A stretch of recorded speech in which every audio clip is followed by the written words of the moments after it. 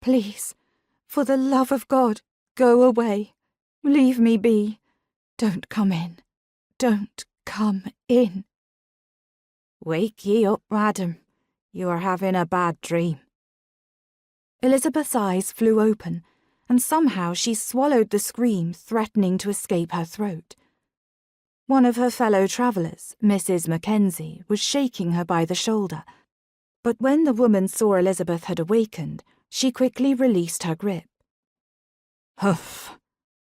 The older woman sat back down on the opposite carriage seat. A deep frown of concern, or perhaps it was disapproval, creased her brow. The rest of the carriage's occupants were obviously embarrassed by the situation.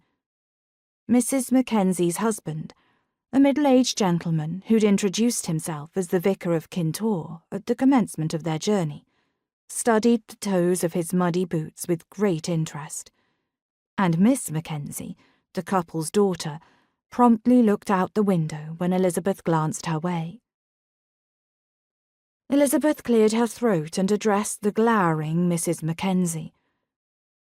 I'm sorry to have discommoded you all, she said, aiming for grave sincerity, but sadly missing the mark, given that her voice was husky with sleep and barely contained emotion.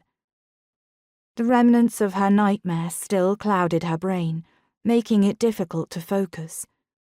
Indeed, she felt as though she was still hidden behind dusty curtains, in fear for her life in her former home in London, not being jostled about in a mail coach in the wilds of Scotland.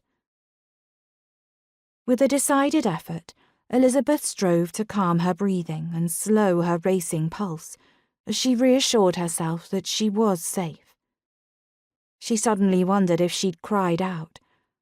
She had a strong suspicion that she must have, given the strained atmosphere in the carriage. Mrs. Mackenzie nodded slightly in acknowledgement of Elizabeth's apology. You say ye are a governess, she said stiffly, her disbelief evident. It was more a query than a statement. Yes, I am, Elizabeth replied, steadily holding Mrs. Mackenzie's gaze. But it is very much a new endeavour for me. You see, I lost my husband in the Battle of Waterloo, and given my situation, I must now make my own way in the world.